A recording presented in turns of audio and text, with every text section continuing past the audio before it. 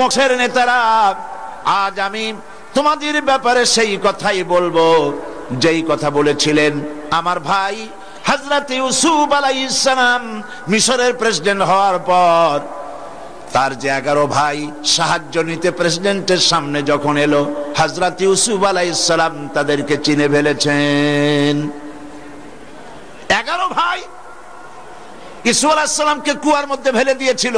তাদের ধারণা ছিল এটা মরণ কুয়া, ইউসুফকে মেরে ফেলে দিলাম, কিন্তু তারা জানে না এটা মরণ কুয়া নয়, এটা ক্ষমতার শীর্ষে যাওয়ার জন্য একটি সুড়ঙ্গ, একটি টানেল। গুহার এক মুখে ইউসুফ আলাইহিস সালামকে ফেলে দিল 11 ভাই, গুহার অপর মুখ থেকে আল্লাহ পাক ইউসুফ আলাইহিস সালামকে নিয়ে মিশরের সিংহাসনে বসিয়ে দিলেন। তারা যখন চিনতে পারলো ইউসুফ আলাইহিস সালামকে, আমার ভাই ইউসুফ আলাইহিস সালাম তখন এই ভাইদের ব্যাপারে যে কথা বলেছিলেন, আমিও আজ তোমাদের ব্যাপারে সেই কথাই বলবো। আল্লাহর নবী বলেন, আমার ভাই ইউসুফ আলাইহিস সালাম তার ওই 11 ভাইদের সম্পর্কে তাদেরকে শোনালেন, লা তাসরিবা আলাইকুমুল ইয়াউম, তোমাদের বিরুদ্ধে আজকে আমার কোনো ক্ষোভ নাই, বিদ্বেষ নাই, আল্লাহর হস্তে মাফ করে দিলাম। নবীজি বললেন, হে কুরাইশের নেতারা, তোমরা যা করেছো আমি আল্লাহর হস্তে সব মাফ করে দিলাম। আবু সুফিয়ান সবচেয়ে বেশি জ্বালায়ছে। শুধু আবু সুফিয়ানকে মাফ করলাম না, আবু সুফিয়ানের ঘরে যারা আশ্রয় নিবে তাদেরকেও মাফ ঘোষণা করলাম, সাধারণ ক্ষমা ঘোষণা করে দিলাম। নবীজি কাবা শরীফের দিকে অগ্রসর হলেন। কাবা শরীফের চাবি যার কাছে ছিল, এর আগে একবার হুজুর এসেছিলেন ওমরা করতে দেওয়া হয় নাই, কাবা শরীফে প্রবেশ করতে দেওয়া হয়নি। আজকে সেই চাবির রক্ষক এসে বলছে, মুহাম্মদ সাল্লাল্লাহু আলাইহি সাল্লাম বাইতুল্লাহর ভিতরে ঢুকবেন না, এই নেন চাবি। নবীজি চাবি গ্রহণ করলেন, কাবা শরীফে প্রবেশ করলেন। এবার দেখেন ক্ষমতা কাকে বলে, পাওয়ার কাকে বলে, রাষ্ট্রীয় ক্ষমতা কাকে বলে। আল্লাহর নবী বাইতুল্লাহর ভেতরে প্রবেশ করে হাতে একখানা লাঠি ছিল, 360টি মূর্তিগুলির মাথার উপরে লাঠি দিয়ে আঘাত এনে নবীজি বললেন, কুল জাআল হক ওয়া যাহাকাল বাতিল ইন্নাল বাতিলা কানা যাহুকা, বলো সত্য সমাগত, মিথ্যা হোক অপচয়। লোকটি বলল, ভাবছিলাম আপনি বাদশা হয়ে গেছেন, কিন্তু এখন দেখছি আপনি শুধু বাদশা নন, আপনি তো অবশ্যই আল্লাহর নবী, এতে আমার কোনো সন্দেহ নাই। আমিও মুসলমান হয়ে গেলাম। লা ইলাহা ইল্লাল্লাহু মুহাম্মাদুর রাসূলুল্লাহ। নবীজি চাবি তার হাতে দিলেন, বললেন, কোন জালিম ছাড়া এই চাবি তোমার কাছ থেকে আর কেউ নিবে না। ওই চাবি আজও পর্যন্ত সেই লোকের বংশধর যারা, তাদের হাতেই থাকে। বাদশা ফাহাদ ওই চাবি নেয় না, কারণ নবীজি বলেছেন জালিম ছাড়া এই চাবি কেউ নেবে না। কে চাবি নেবে আর জালিম হবে? নবী করিম সাল্লাল্লাহু আলাইহি সাল্লাম ক্ষমতা এলেন, আইন করে করে মদ বন্ধ করেছেন, জেনা বন্ধ করেছেন, সব বন্ধ করে দিয়েছেন আইন করে। সুতরাং আল্লাহ পাক বলছেন, তা'মুরুনা বিল মারুফ, ভালো কাজের আদেশ দাও। আর আদেশ করতে হলে ক্ষমতায় যেতে হবে, পাওয়ার নিতে হবে। অনেকে বলে মোল্লার দৌড় মসজিদ পর্যন্ত, আপনারাও কি তাই বলেন নাকি? মোল্লার দৌড় মসজিদ পর্যন্ত নয়, মোল্লার দৌড় তো শুধু মসজিদ নয়, মোল্লার দৌড় রাষ্ট্র যেখান থেকে পরিচালনা হয় সেই রাষ্ট্রীয় যন্ত্রকে হাতের মুঠায় নেওয়া পর্যন্ত মোল্লার দৌড় চলবে। কবি আফসোস করে বলেছেন, মোল্লা কো জো মিলা হ্যায় মসজিদ মে সেজদে কি ইজাজত, নালায়েক সমঝতে হ্যায় এহি ইসলাম কি আজাদ। কোন মৌলভী সাহেবের যদি মসজিদ ইমামতি মিলে যায়, তাহলে তিনি মনে করেন এটাই বুঝি ইসলামের স্বাধীনতা হলো। না, ইসলামের স্বাধীনতা এতটুকুনে হয় না। ইসলামের স্বাধীনতা হয় যখন আলিম যারা কোরআনের ইলম রাখেন, হাদিস জানেন, ইলম জানেন, যাদের কাছে জ্ঞান আছে, ওহির জ্ঞান যাদের কাছে আছে, রাষ্ট্র পরিচালনার দায়িত্ব তাদের হাতেই আসতে হবে। এই কাজটি ভালো কাজের আদেশ, অন্যায় কাজের নিষেধ। এই কাজটি গোটা উম্মতের কাজ। আল্লাহ পাক কোরআনে কারীমের ভিতরে অন্যত্র বলেন, এই কাজটি শুধু উম্মতের নয়, এই কাজটি দলেরও কাজ। ওয়ালতাকুম মিনকুম উম্মাতুন ইয়াদউনা ইলাল খায়র ইয়া'মুরুনা বিল মা'রুফি ওয়া ইয়ানহাউনা আনিল মুনকার উলাইকা হুমুল মুফলিহুন।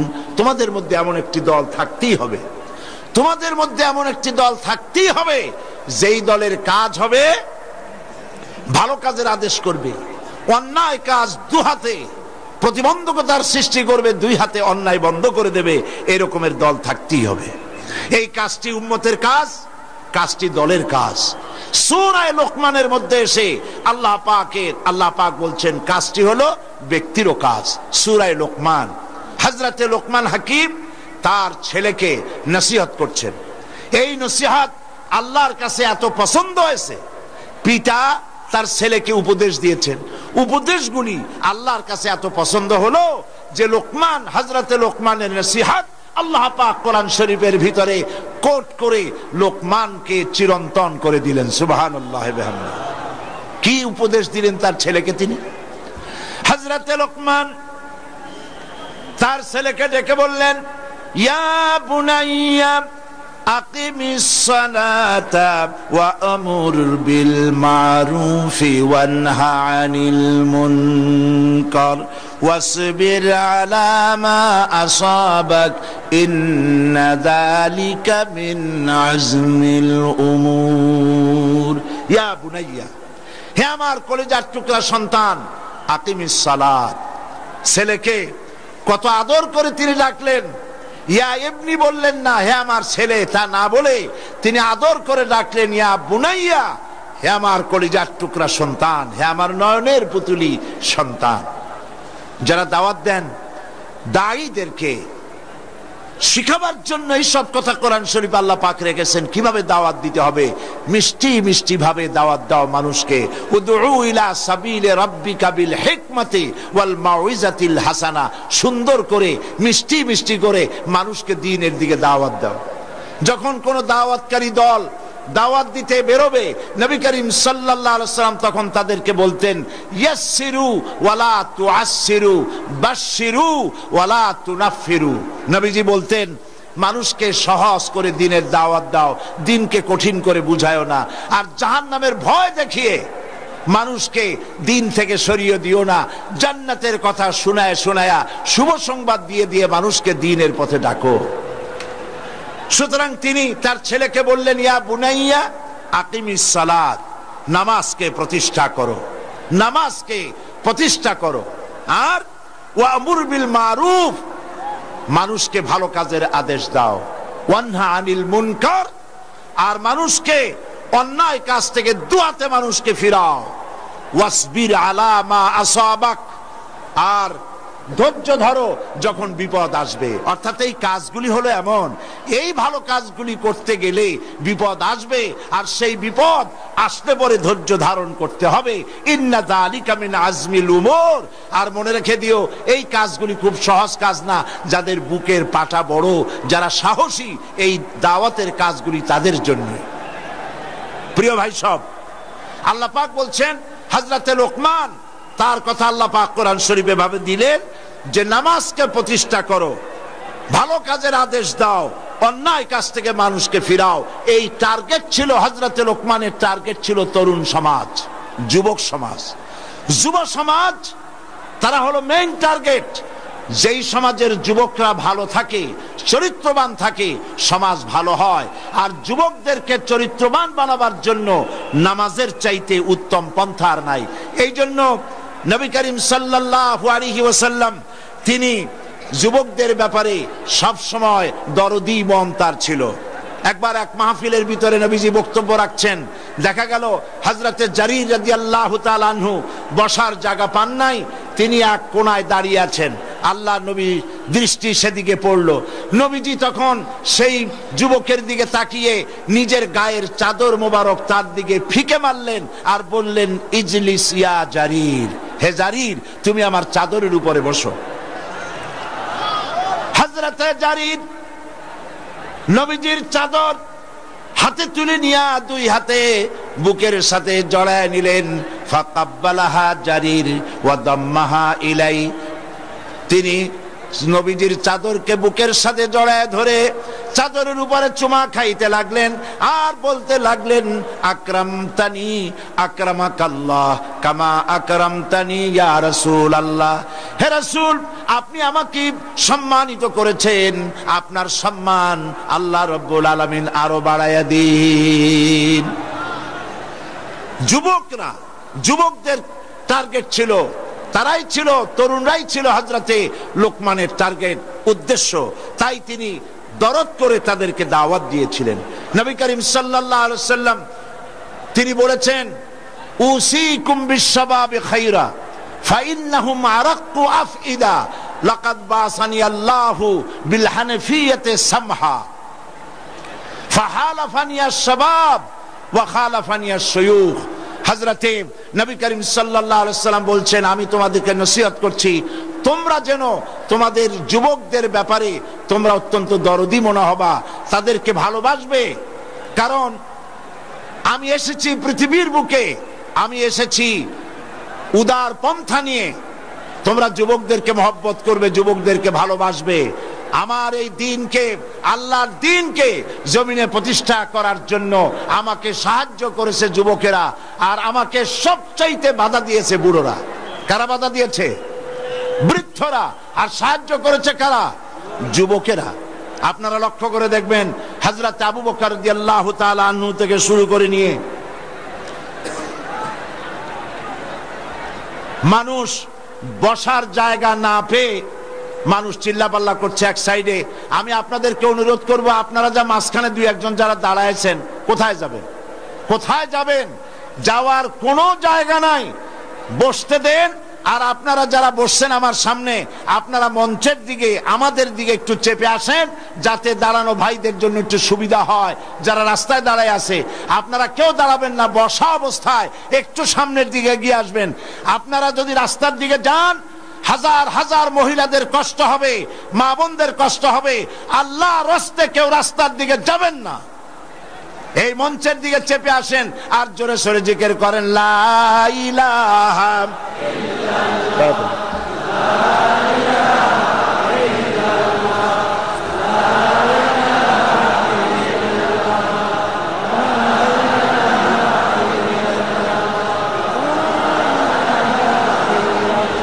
লা ইলাহা ইল্লাল্লাহ, লা ইলাহা লা ইলাহা ইল্লাল্লাহু মুহাম্মাদুর রাসূলুল্লাহ। সুতরাং ভালো কাজের আদেশ করা, অন্যায় কাজ থেকে মানুষকে ফিরায় রাখা, এই কাজটি উম্মতের কাজ, এই কাজটি দলের কাজ, এই কাজটি ব্যক্তির কাজ। এবার সূরা হজের মধ্যে আল্লাহ পাক বলছেন, কাজটি হলো রাষ্ট্রের কাজ। কাজটি কার? রাষ্ট্রের কাজ।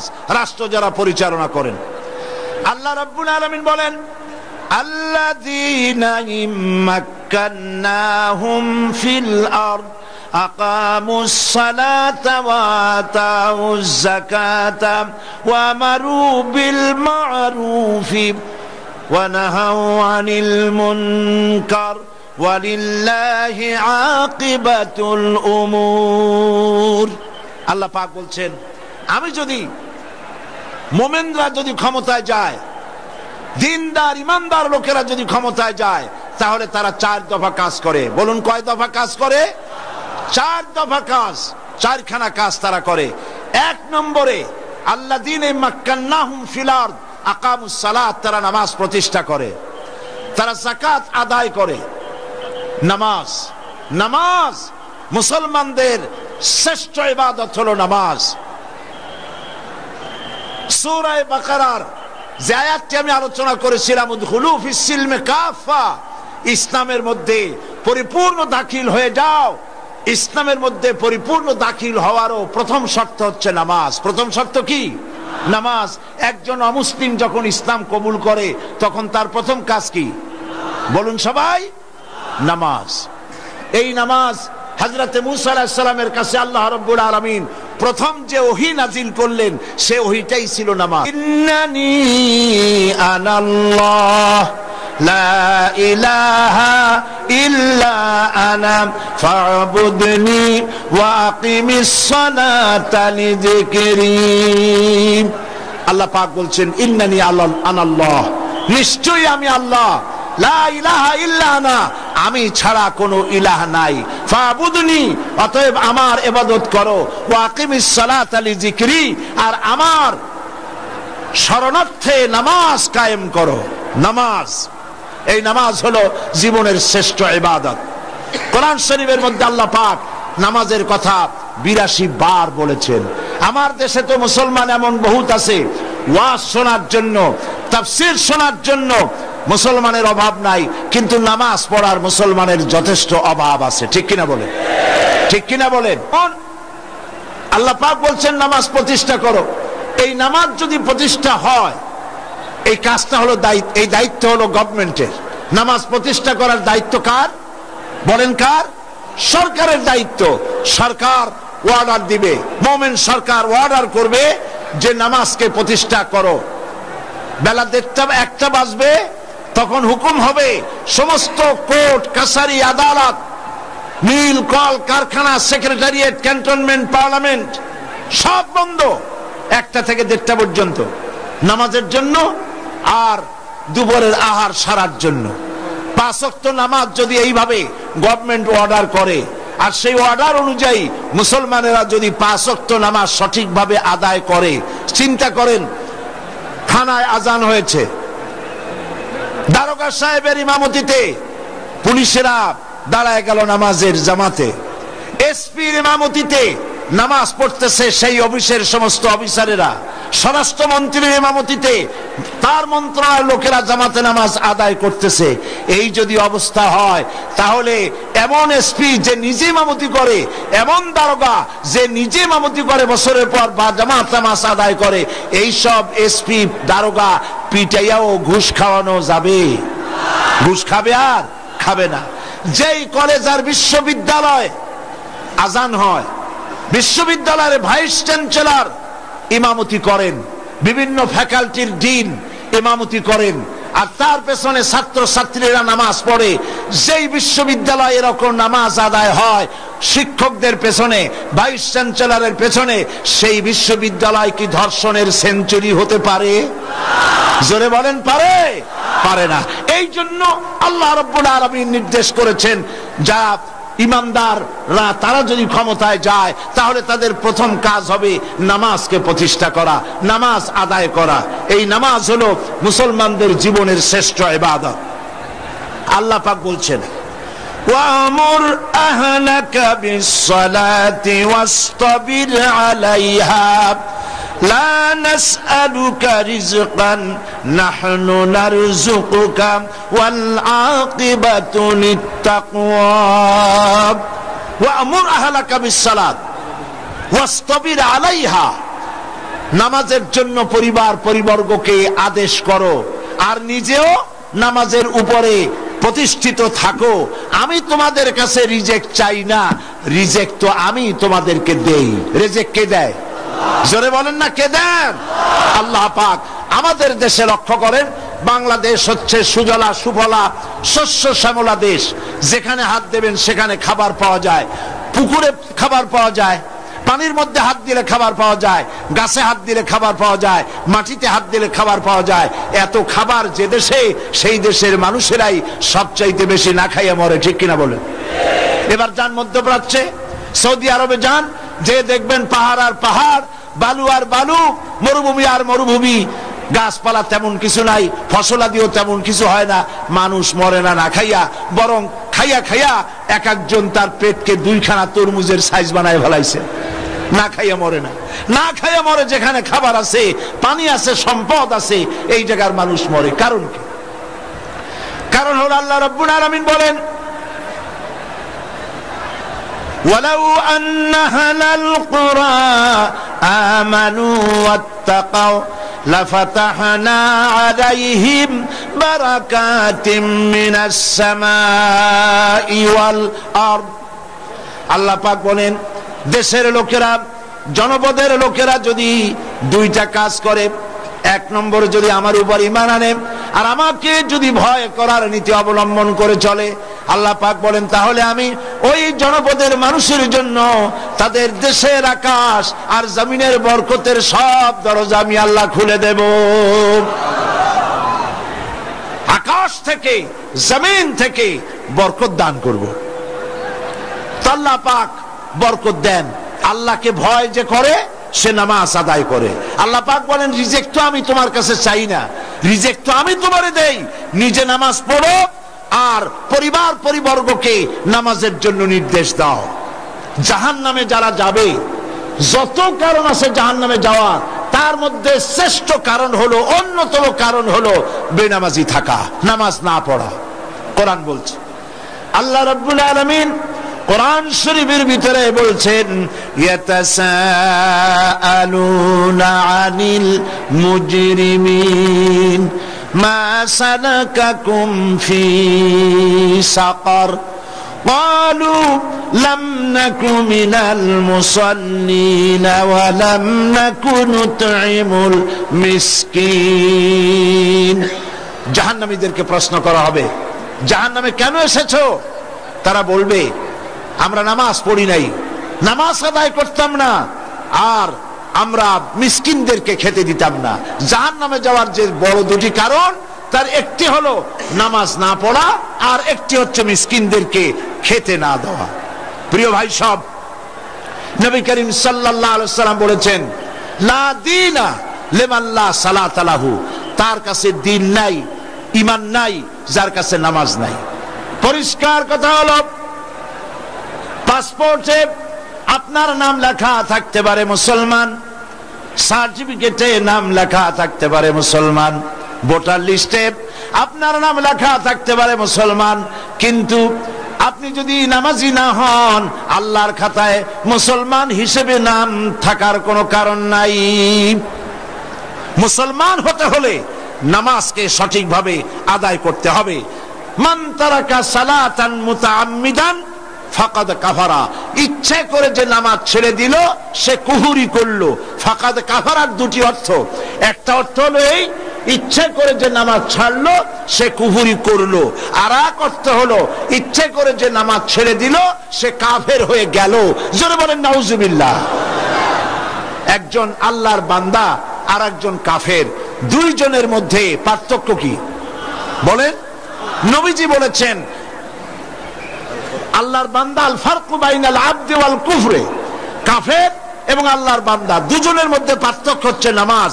যে ব্যক্তি নামাজ আদায় করলো সেই মুসলমান, সেই আল্লাহর বান্দা, যে নামাজ পড়লো না সে কাফের। আমি আপনাদের খেদমতে আরজ করতে চাই, 5 ওয়াক্ত নামাজ সঠিকভাবে আদায় করার দায়িত্ব আল্লাহ পাক আমাদেরকে দিয়েছেন। সেই দায়িত্ব যেন আমরা পরিপূর্ণরূপে আদায় করি। আর সেই নামাজটা হতে হবে সাল্লু কামা রাআইতুমুনি উসাল্লি, নামাজ পড়ো সেইভাবে যেভাবে আমাকে নামাজ পড়তে তোমরা দেখেছো। সুবহানাল্লাহ। নবীজির মতো করে নামাজ পড়তে হবে, নামাজ যেন সহিভাবে আদায় হয়। আর এই নামাজই হলো ইন্নাস সালাতা তানহা আনিল ফাহশাই ওয়াল মুনকার, নামাজ মানুষকে অশ্লীলতা এবং পাপাচার থেকে মানুষকে রক্ষা করে। এই 5 ওয়াক্ত নামাজ জীবনে আর ছাড়বো না, এই ওয়াদা করবেন আপনারা? এই ওয়াদা করবেন জীবনে আর কোনোদিন নামাজ ছাড়বো না। নামাজ ছাড়ার অর্থই হলো কুফরি করা অথবা কাফের হয়ে যাওয়া। তাহলে আমরা ওয়াদা করি, দুহাত উঁচু করে বলেন, ইয়া আল্লাহ, তোমার পবিত্র নামে কসম করি, শপথ করি, ওয়াদা করি, যতদিন পর্যন্ত মালাকুল মউত আমার মাথার কাছে না আসতেছে ততদিন পর্যন্ত ফরজ নামাজ, ফরজ রোজা, শরীয়তের ওজর ছাড়া আর ছেড়ে দেব না, আর ছেড়ে দেব না, আর ছেড়ে দেব না। এবার জোরে বলেন ইয়া আল্লাহ, আমার আজকের এই কসম, আমার এই আজকের তাফসীরের মাহফিলের শপথ, আমার মৃত্যু পর্যন্ত আমাকে পালন করার তৌফিক দাও। আমিন আমিন ইয়া রাব্বাল আলামিন। হাত নামান। আল্লাহ পাক বলছেন আল আমরু বিল মারুফ নাহু আনিল মুনকার, ভালো কাজের আদেশ, অন্যায় কাজ বন্ধ করার এই দায়িত্ব উম্মতের, এই দায়িত্ব দলের, এই দায়িত্ব ব্যক্তির, এই দায়িত্ব হচ্ছে রাষ্ট্রের। রাষ্ট্র যদি ঈমানদারদের হাতে পড়ে, কয়টা কাজ করে তারা? আল্লাযীনা ইম্মাক্কান্নাহুম ফিল আরদ আকামুস সালাত ওয়া আতাউজ যাকাত ওয়া আমারু বিল মারুফি ওয়া নাহাউ আনিল মুনকার। নামাজকে প্রতিষ্ঠা করবে, যাকাত আদায় করবে, ভালো কাজের আদেশ করবে, আর অন্যায় কাজ দুহাতে বন্ধ করে দেবে। এটা হলো দায়িত্ব। মুসলমান ঈমানদারদের দায়িত্ব হলো যে তারা ভালো কাজের আদেশ করবে, অন্যায় কাজকে নিষেধ করবে। এই ভালো কাজের আদেশ আর অন্যায় কাজের নিষেধ, এই কাজ করেছিলেন নবী করিম সাল্লাল্লাহু আলাইহি ওয়াসাল্লাম। মুহাম্মদ রাসূলুল্লাহ, সবাই বলেন সাল্লাল্লাহু আলাইহি ওয়াসাল্লাম, তিনি এই কাজটি পরিপূর্ণরূপে করলেন। এই কাজ করার পর তিনি ইন্তেকাল করলেন। এই কাজের সুফল আমারু বিল মারুফ ওয়া নাহু আনিল মুনকার, ভালো কাজের আদেশ, অন্যায় কাজের নিষেধ করলে ফলটা কি হয় তা কি শুনবেন না চোখে দেখবেন? দেখতে চান? তাহলে ইতিহাসের পাতার দিকে তাকান। হযরত নবী করিম সাল্লাল্লাহু আলাইহি ওয়াসাল্লাম ইন্তেকাল করেছেন, এখন ক্ষমতায় এসেছেন হযরত আবু বকর রাদিয়াল্লাহু তাআলা আনহু। হযরত আবু বকর রাদিয়াল্লাহু তাআলা আনহু ক্ষমতায় এসে তিনি বিচারপতি বানায় দিলেন হযরত ওমর রাদিয়াল্লাহু তাআলা আনহুকে। হযরত ওমর রাদিয়াল্লাহু তাআলা আনহু তিনি আজকে বিচারক, বিচারপতি।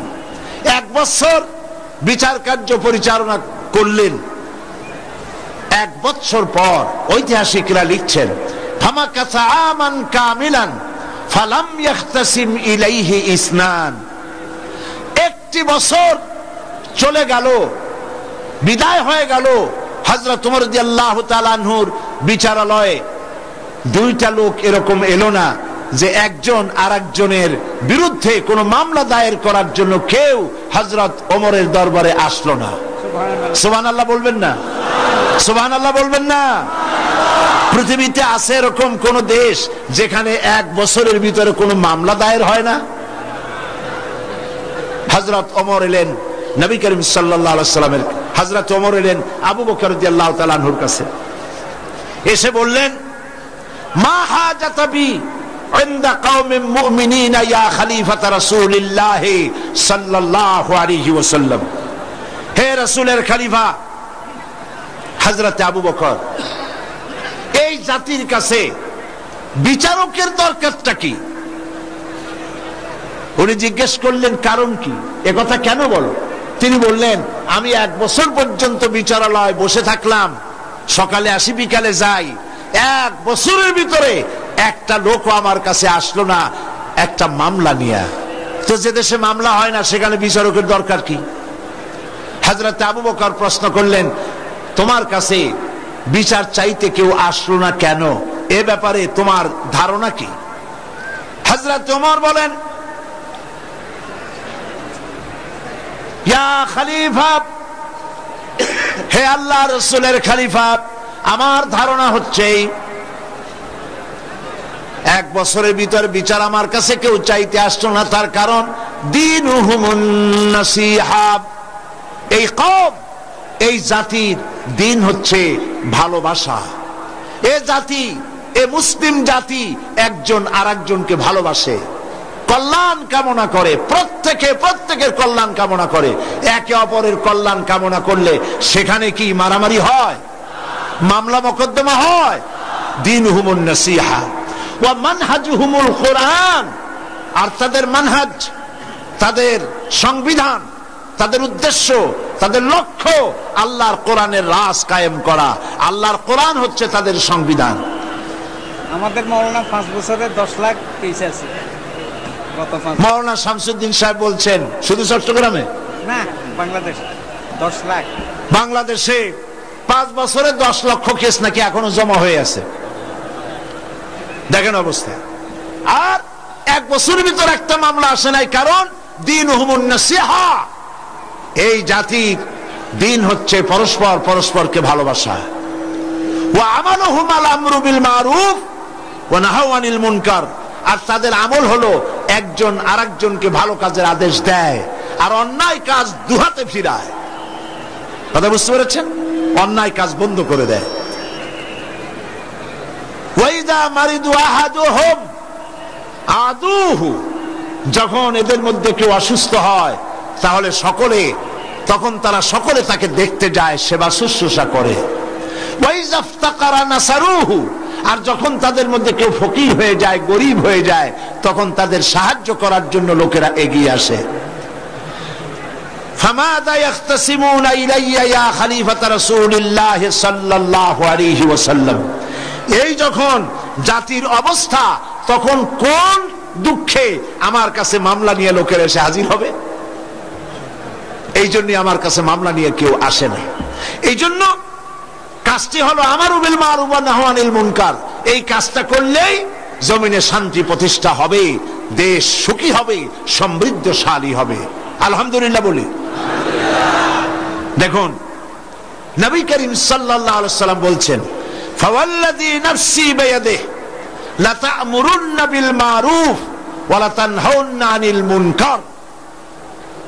আল্লাহর নবী বলেন, আল্লাহ পাকের কসম করে বলি, যার হাতের ভিতরে মুহাম্মদ সাল্লাল্লাহু আলাইহি ওয়াসাল্লামের জীবন, তার কসম করে বলি, তোমাদেরকে অবশ্যই ভালো কাজের আদেশ করতে হবে আর অন্যায় কাজ থেকে মানুষকে ফিরায় রাখতে হবে। তোমরা যদি এই কাজটি না করো, আউলা ইউসাল্লিতান্নাল্লাহু আলাইকুম শিরারাকুম। এই কাজ যদি তোমরা না করো, তোমাদের উপরে দুশ্চরিত্র দুষ্ট লোকদেরকে তোমাদের শাসক বানায়া দেওয়া হবে। বুঝছেন কথা? বুঝেছেন? হয়েছিল না? মুসাল্লাত আল্লাহ করে দেন নাই দুষ্ট লোকদের। সুতরাং এই অবস্থায় আমারু বিল মারুফ নাহি আনিল মুনকারের দায়িত্ব যদি পালন তোমরা না করো, তাহলে কি হবে? সব থেকে খারাপ লোকদেরকে শাসক বানায় দেওয়া হবে। আর ওই সময় সুম্মা ইয়াদউহু খিয়ারাকুম, এই সময় তোমাদের লোকেরা, তোমাদের ভালো ভালো লোকেরা যতই দোয়া করুক না কেন আল্লাহর দরবারে, লা ইউস্তাজাবা লাকুম, আল্লাহর কাছে দোয়া মঞ্জুর হবে না। নাউযুবিল্লাহ পড়েন। তাহলে কাজটা হলো এই, মানুষকে ভালো কাজের আদেশ দিতে হবে, অন্যায় কাজ থেকে ফিরাতে হবে। নবীজি বলেছেন, মান রা মিনকুম মুনকারান ফালিয়ুগাইয়িরহু বিয়াদি ফাইন লাম ইয়াস্তাতি ফাবিলিসানি ফাইন লাম ইয়াস্তাতি ফাবিকলবি ওয়া যালিকা আযআফুল ঈমান। আল্লাহর নবী বলছেন, কোন অন্যায় কাজ যদি দেখো, 2 হাতে বন্ধ করে দাও। হাত দিয়ে বন্ধ করার অর্থ কি? শক্তি প্রয়োগ করো। যদি না পারো ফাবিলিসানি, জবান দিয়ে বন্ধ করো। যদি তাও না পারো ফাবিকলবি, মনে মনে কি কন্ত। এইটাই হলো গলত অর্থ, এটাই হচ্ছে গলত অর্থ। দেশের মধ্যে মদ চলে, জুয়া চলে, জিনা চলে, ব্যভিচার চলে। আপনি মুখ দিয়েও বাধা দিলেন না, হাত দিয়েও বাধা দিলেন না, মনে মনে ঘৃণা করলেন, তাতে হইল কি? তাতে কিছু হবে? হবে না। এর প্রত্যেকটি শব্দের পেছনে হচ্ছে ফালিয়ুগাইয়িরহু, পরিবর্তন করে দাও। হাত দিয়ে পরিবর্তন করে দাও, কথা বলে পরিবর্তন করে দাও, অন্তর দিয়ে। অন্তর দিয়ে কিভাবে? অন্তর দিয়ে এইভাবে করো যে মনে মনে কল্পনা করো, চিন্তা করো, সমাজ থেকে এই অন্যায় কিভাবে তুমি দূরীভূত করবে। এই চিন্তাও যদি না করো, তাহলে ইমানের খাতায় নামও থাকবে না। ওয়া যালিকা আযআফুল ঈমান, এটাই হলো ইমানের দুর্বলতম অংশ। তাহলে ইমান তিন প্রকার হলো এখানে, first class, second class, third class. আপনারা কোন ক্লাসে যেতে চান? কোন ক্লাসে যেতে চান? ফার্স্ট ক্লাসে যেতে চান, তাহলে দু হাতে বাধা দিন। আর যদি সাহস না হয় অন্তত মনে মুখে মুখে আপনি মুখে বাধা দিন। তাও যদি না পারেন কেউ, থার্ড ক্লাসের কিন্তু কোনো দাম নাই। থার্ড ক্লাস যদি কেউ মেট্রিকে থার্ড ক্লাস, বিএতে, ইন্টারমিডিয়েটে, মাস্টার্সে, সব জায়গায় থার্ড ক্লাস, এই সার্টিফিকেট নিয়ে কোনো জায়গায় চাকরি করতে যাবেন, আপনার অ্যাপ্লিকেশন দেখিয়া দুনিয়ার 14 গোষ্ঠীর থার্ড ক্লাস দেখে বলবে বাবা অ্যাবাউট টার্ন করো, বাড়ির দিকে ডবল মার্কস করো। থার্ড ক্লাসের দাম নাই, দাম হলো ফার্স্ট ক্লাসের। ফার্স্ট ক্লাস মোমেন্ট হতে হবে, বাধা দিতে হবে দুই হাতে। আজ শহরে বন্দরে অশ্লীলতা ছেয়ে পড়েছে চতুর্দিকে, ঠিক কিনা বলেন? সিনেমার পোস্টার, অশ্লীল পোস্টার দিয়ে সে আছে শহর বন্দর, মোমেনারা দেখে আর হেঁটে যায়। আপনাদের দায়িত্ব আছে, আপনারা মন্ত্রী যখন আসে মন্ত্রীদের ধরবেন, ডিসি কে ধরবেন, এসপি কে ধরবেন, আপনারা দাবি জানাবেন আইন আমরা হাতে তুলে নিতে চাই না। আপনারা সন্ত্রাস বন্ধ করতে চান, আপনারা মাস্তানি চাঁদাবাজি বন্ধ করতে চান, আর বাইরে এই ধরনের অশ্লীল ছায়াছবির পোস্টার টানায় রাখবেন, আপনারা কিছুতেই এটা বন্ধ করতে পারবেন না। হয় আপনারা বন্ধ করেন, না হয় জনগণ এগুলি গোবর মেখে, আলকাতরা মেখে এগুলি সব বন্ধ করে দেবে। পারবেন না বলতে? পারবেন না? পারতে হবে, এটাই তো আপনার কাজ। এই কাজ করার জন্য যদি এগিয়ে আসেন, আবার যদি জাগ্রত হন, দুনিয়া আবার আপনার পায়ের উপরে চুমো খাবে ইনশাআল্লাহ। বলেন ইনশাআল্লাহ। আর জিহাদ যদি ভুলে যান, জিহাদ যদি ভুলে যান, জেলের ভয় কথা বলবেন না। মন্ত্রীর সামনে এমন কথা বললে যদি আমারে যদি গ্রেফতার করায়, আমি যদি এই হক কথা বলি, আমার যদি চাকরি না থাকে, তাহলেই সর্বনাশ হলো। আজ পৃথিবীতে 140 কোটি মুসলমান, কিন্তু এই মুসলমানগুলির কোনো দাম নাই। আমি ঠিক বললাম কিনা? দাম আছে? আচ্ছা ভাই, এইখানে আপনারা দাঁড়ান কেন আর হাঁটেন কেন? বসা মানুষেরও তো কিছু কাজ আছে। যারা দাঁড়ায়, নিতান্ত পেশাব পায়খানার কথা যদি না বলে, হাত ধরে বসায় দেন। মানুষের তো আদব কায়দাও থাকা উচিত। লক্ষ লক্ষ মানুষ, আপনি যাবেন কই? আল্লাহ মানুষের হুঁশ জ্ঞান দিন, জোরে কোন আমিন। আল্লাহ মানুষকে বুদ্ধি বিবেচনা দিন, বলেন আমিন। যারা দাঁড়াইছেন বসায় দেন, আর জোরে সরে জিকির করেন লা ইলাহা ইল্লাল্লাহ।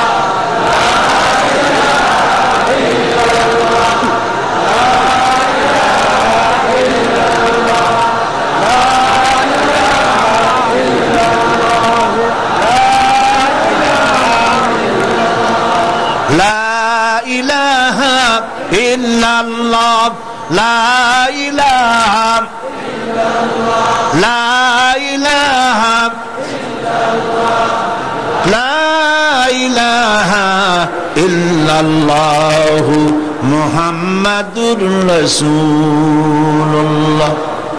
প্রিয় ভাই সব, এই পৃথিবীতে আল্লাহ পাক মুসলমানদের বানাইছেন শ্রেষ্ঠ জাতি। সেই শ্রেষ্ঠ জাতি মুসলমান আজ পৃথিবীতে পদানত। কাফেরে লাথি মারে, ইহুদিরা লাথি মারে, খ্রিস্টানেরা লাথি মারে, মুশরিকরা লাথি মারে। মুসলমান আজ ফুটবলের মতো হয়ে গেছে। কন নাউজুবিল্লাহ, বলেন নাউজুবিল্লাহ। এমন সময় তো ছিল যখন 8খানা খেজুর 2 জনে ভাগ করে খেয়ে, আধা গ্লাস পানি 4-5 জনে ভাগ করে খেয়ে যুদ্ধ করেছে। রোমানদের বিরুদ্ধে, পার্সিয়ানদের বিরুদ্ধে যুদ্ধ করে, মিশর থেকে শুরু করে, মরক্কো থেকে শুরু করে রাবাত পর্যন্ত সারা পৃথিবীর অর্ধেকটা পৃথিবী মুসলমানদের পায়ের তলায় এসে গেছিল। আমরা তো সেই মুসলমান, ঠিক কিনা? আজ 140 কোটি মুসলমান, দাম নাই। হযরতে সাদ বিন আবি ওয়াক্কাস রাদিয়াল্লাহু তাআলা আনহু 60,000 সৈন্য নিয়ে পারস্যের বহরজ নগর অবরোধ করে দরিয়ার পাড়ে চলে গিয়েছেন। জিজ্ঞেস করলেন সাহাবীদের, ইসলাম কি এই পর্যন্ত রাখবে, না ইসলামের পতাকা নদীর ওপারেও তুলবে? এমন এক সময় ছিল যখন জঙ্গলের প্রাণীরাও আমাদের কথা শুনতো। সুবহানাল্লাহ বলেন। সাহাবীরা বললেন, সেনাপতি আপনি যেভাবে নির্দেশ করবেন আপনার নির্দেশ অনুযায়ী আমরা সেটা ফলো করব। আমরা আল্লাহর ইসলামকে, ইসলামের পতাকাকে এই পার পর্যন্ত নয় বরং নদীর ওপারেও আফ্রিকার ভূখণ্ডেও উড়াতে চাই। হযরতে সাদ বললেন, তাহলে আমার সঙ্গে দরিয়ার ভিতরে ঝাঁপায় পড়ো। অন্ধকার রাত, তরঙ্গমালা, উত্তাল তরঙ্গমালার উপর দিয়ে হযরতে সাদ 60,000 সাহাবী নিয়ে, মুসলমানদের নিয়ে ঝাঁপায় পড়লেন নদীর বুকে আর বললেন, আমার সাথে পড়ো, নাস্তাঈনু বিল্লাহি ওয়া নাতাওয়াক্কালু আলাইহি হাসবুনাল্লাহু নি'মাল ওয়াকিল নি'মাল মাওলা ওয়া নি'মান নাসির। অন্ধকার রাতে উত্তাল তরঙ্গমালার মধ্য দিয়ে ঘোড়ায় সওয়ার হয়ে উষ্ট্র বাহিনী আর অশ্বারোহী সাহাবায়ে কেরাম নদীর ওপারে চলে গেলেন।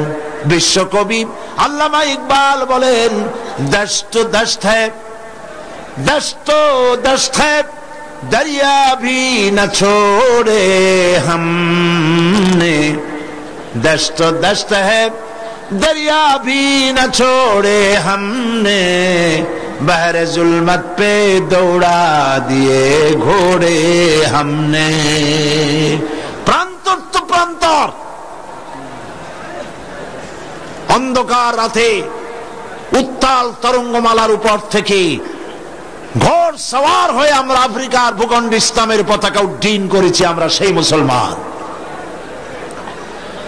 দরিয়া পাড়ি দিয়ে মুসলমানেরা চলে গেল। একটা ঘোড়া, একটা উট হারায় গেল না।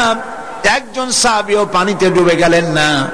ওপারে যাওয়ার পর কাফের সরকার বুঝতে পারলো যারা তারা ইসলামকে প্রচার করার জন্য এসেছে, বলল এদেরকে জঙ্গলের পাশে থাকতে দাও, জঙ্গলি প্রাণীরা তাদের খেয়ে শেষ করে দেবে, যুদ্ধ করা লাগবে না। হযরতে সাদ এই ব্যাপার বুঝতে পারলেন। তিনি তার সঙ্গীদের বললেন, একটা মঞ্চ তৈরি করো। একটা মঞ্চ তৈরি করা হলো।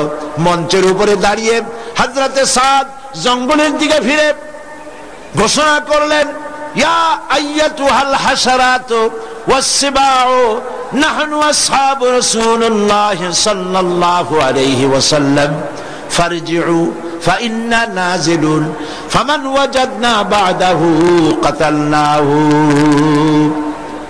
হে জঙ্গলের হিংস্র প্রাণীরা, আমরা রাসূলুল্লাহর সাহাবী, ইসলাম প্রচার করার জন্য এসেছি। আজকে রাত এখানে কাটাবো। আমাদের নিরাপত্তার জন্য এই জঙ্গলের ভেতরে যত হিংস্র পশু আছো সব বেরিয়ে যাও। আমার এই ঘোষণার পর যদি কোনো হিংস্র প্রাণীকে যদি এখানে আমাদের সামনে পাই, তরবারি দিয়ে তার ফয়সালা করা হবে। জঙ্গলি মানুষগুলি, আফ্রিকার মানুষেরা চিন্তা করতে লাগলো, এ পাগলেরা কয় কি? পাগলদের কথা, মানুষের কথা জঙ্গলি প্রাণীতে শুনবে নাকি? তারা দেখতে পেল, তাদের সকলের চক্ষুকে অবাক করে দিয়ে দেখা গেল জঙ্গলের ভিতর থেকে বাঘের লাইনে বাঘ, সাপের লাইনে সাপ, সিংহের লাইনে সিংহ, যার যার লাইনে যার যার আন্ডা বাচ্চা মুখে করে নিয়া জঙ্গলের এই প্রান্ত থেকে অপর প্রান্ত পর্যন্ত এই এলাকা ছেড়ে চলে গেল।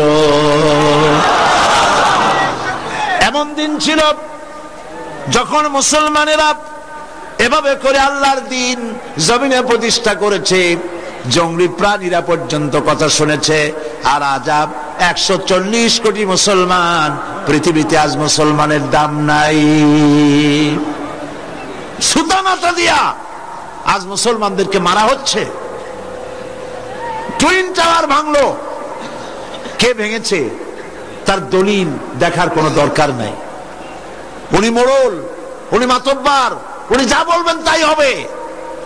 উনি বললেন অমুকে মেরেছে, লাদেন মেরেছে, ধরো তারে। তাকে ধরার জন্য আফগানকে তছনছ করে দিল। কিন্তু দুনিয়াবাসী জানে কাজটি করেছে ইহুদিরা। কারা করেছে? ইহুদিরা করেছে। ইসলামের পুনর্জাগরণ শুরু হয়েছে বিশ্ব জুড়ে। সুবহানাল্লাহ। বিশ্ব জুড়ে ইসলামের পুনর্জাগরণ শুরু হয়েছে। এই জাগরণকে ঠেকাবার জন্য ইহুদি, কাফের, মুশরিক সব ঐক্যবদ্ধ হয়েছে। এই জাগরণকে ঠেকাবে। কিভাবে ঠেকাবে? ইহুদিরা কাজটা গটায় দিল, টুইন টাওয়ার ভেঙে দিল। সকলে জানেন 50,000 লোক এখানে চাকরি করে, কিন্তু যেদিন ঘটনা ঘটলো তখন এই অফিসে টুইন টাওয়ারে 4,000 ইহুদিরা চাকরি করে, তার একটিও ওই দিন উপস্থিত হয় নাই।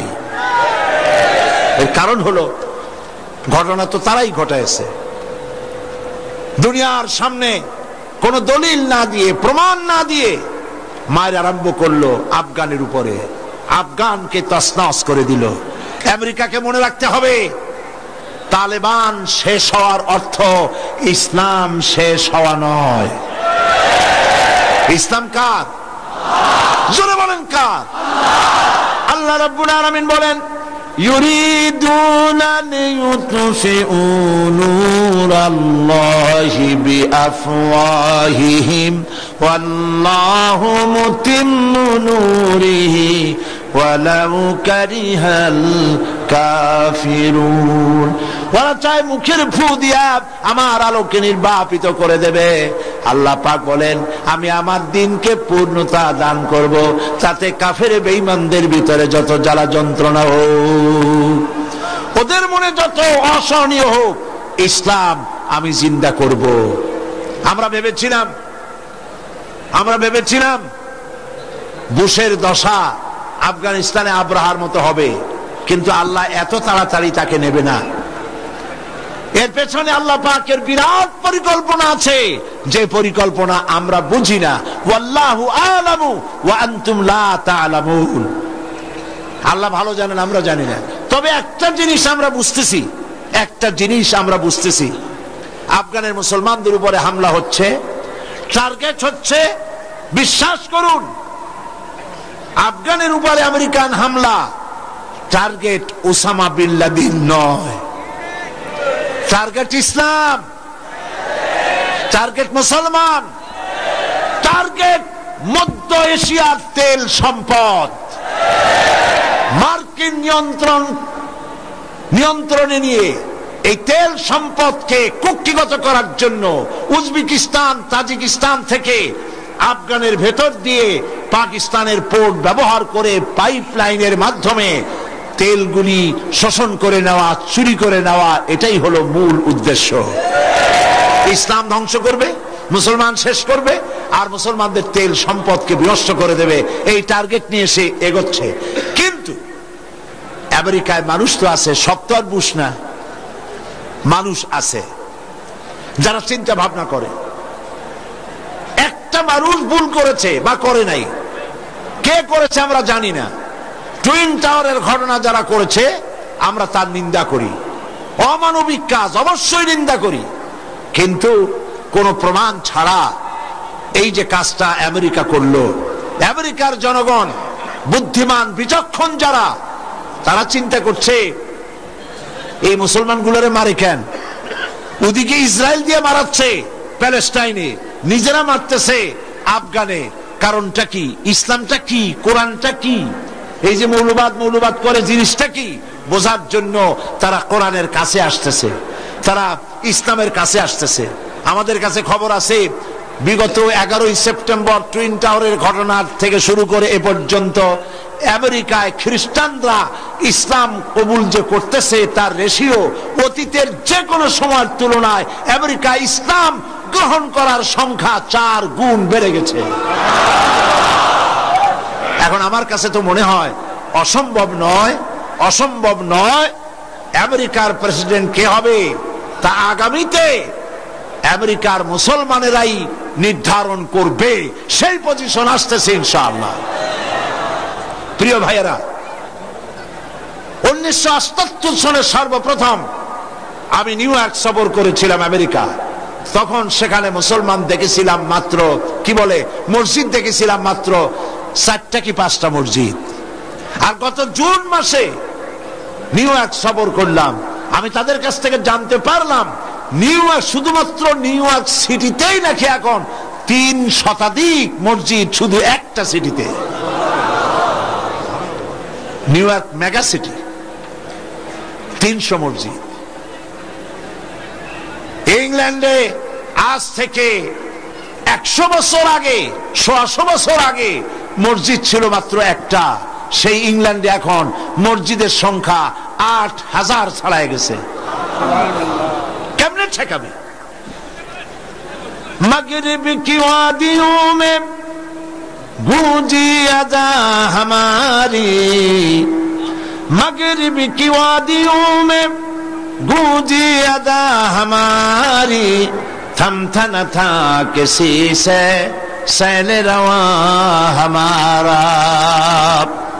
प्राच्य এবং প্রতীচ্যের অলিতে গলিতে, পাহাড়ে পর্বতে ধ্বনিত প্রতিধ্বনিত হচ্ছে আজ বিশ্ব জুড়ে লা ইলাহা ইল্লাল্লাহ, আশহাদু আল্লা ইলাহা ইল্লাল্লাহু মুহাম্মাদুর রাসূলুল্লাহ, সুবহানাল্লাহ। সারা দুনিয়া জুড়ে ইসলামের বুলবালা শুরু হয়ে গেছে। আলহামদুলিল্লাহ বলবেন না? আজ বাংলাদেশ পৃথিবীর দ্বিতীয় বৃহত্তম মুসলিম দেশ। এই দেশে মুসলমানদেরকে, মুসলমান যদি ঐক্যবদ্ধ হয়, পৃথিবীতে যে গণজাগরণ শুরু হয়েছে, আমরা সেই গণজাগরণের সাথী হতে চাই না পিছিয়ে পড়তে চাই? সাথী হতে চাই না পিছিয়ে পড়তে চাই?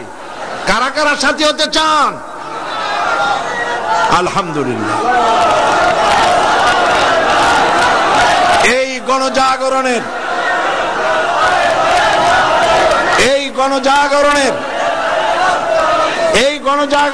সাথী হতে হলে মুসলমানদেরকে ঐক্যবদ্ধ হতে হবে, শাহাদাতের তামান্না বুকে ধারণ করতে হবে।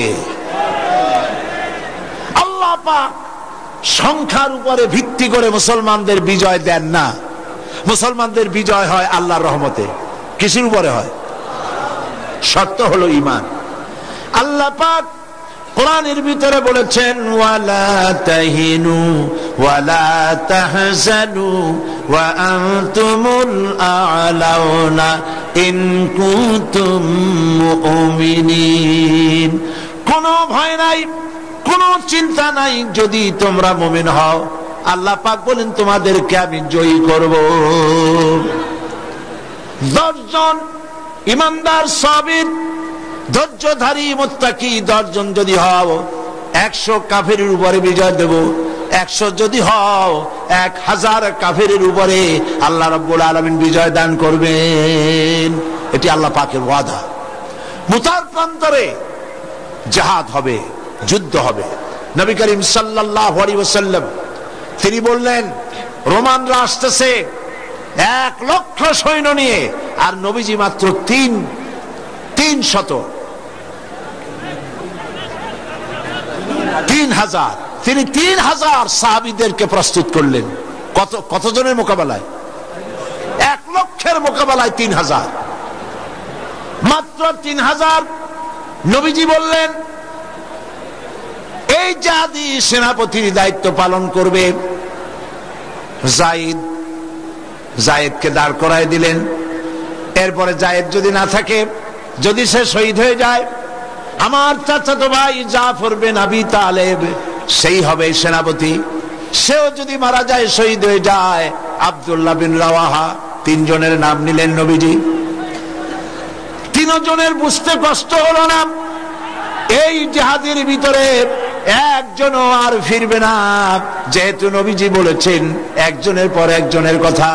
আর যদি 3 জনের কেউ না থাকে, তোমরা বানায় নিও আর একজন। নবীজি বললেন, তোমরা 3 জন চলে যাও, যার যার স্ত্রী আর মা বাবার কাছ থেকে অনুমতি নিয়ে আসো। হযরতে জায়েদ বলেন, ইয়া রাসূলুল্লাহ, আমার তো আর যাওয়ার কোনো জায়গা নেই। আপনি আমার পিতা, হযরত আয়েশা আমার মা, আপনি অর্ডার করেছেন, আমি মেনে নিয়েছি। হযরতে জাফর তিনি চলে গেলেন তার বাড়িতে, নিজের স্ত্রীকে ডেকে বললেন, প্রাণের স্ত্রী, আল্লাহ নবী আমাকে জিহাদের জন্য আমাকে বলেছেন, আমি জিহাদের ময়দানে চললাম, আমি তোমার কোন হক আদায় করতে পারি নাই। আমার বাচ্চাগুলিকে দেখো, তারা যেন আমি যে রাস্তায় জীবন দিলাম সেই রাস্তায় যেন তারা তৈরি হয়ে যায়। হযরত জাফরের স্ত্রী তিনি বললেন, প্রাণের স্বামী, আমি নবীজির অর্ডার করেছেন আপনাকে জিহাদে যাওয়ার জন্য, আমি নিষেধ করতে পারি না, তবে আমি আল্লাহর কাছে দোয়া করি। দুখানা হাত উত্তোলন করে তিনি দোয়া করলেন, রব্বুল আলামিন, আমার স্বামী নবীর নির্দেশে জিহাদের ময়দানে যেতেছে, তুমি দয়া করে তাকে জিহাদের ময়দান থেকে গাজী বানাই আমার কাছে ফিরাইয়া দিও। হযরত জাফর তরবারি উন্মুক্ত করে তরবারির উল্টা পিঠ দিয়া হযরতে জাফর তার স্ত্রীর হাতের উপর মৃদু আঘাত করলেন আর বললেন, শোনো স্ত্রী, উল্টা দোয়া করো না।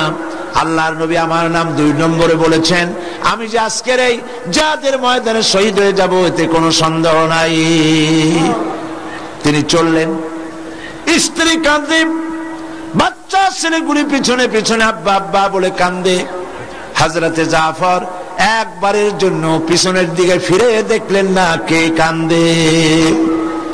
প্রিয় ভাইয়েরা, হযরতে আব্দুল্লাহ বিন রাওয়াহা ওই দিন ছিল তার বাসর সজ্জা, নতুন বিবাহ করেছেন, বাসর রাত আজ, চলে গেছেন বাড়িতে। তারপর বাইরের থেকে শুনতে পান স্ত্রী কোরআন শরীফ তেলাওয়াত করতেছেন। হযরতে রাওয়াহা বলছেন, হযরত আব্দুল্লাহ বলছেন, প্রাণের স্ত্রী, আমি তোমার স্বামী এসেছি, একটু কোরআন পড়া বন্ধ করো, আমার একটু কথা শোনো। নবীজি আমাকে জিহাদের ময়দানে যাওয়ার জন্য অর্ডার করেছেন, আমি জিহাদের ময়দানে যাচ্ছি, আমি তোমার কোনো হক আদায় করতে পারি নাই, তুমি আমাকে আল্লাহর হস্তে মাফ করে দিও।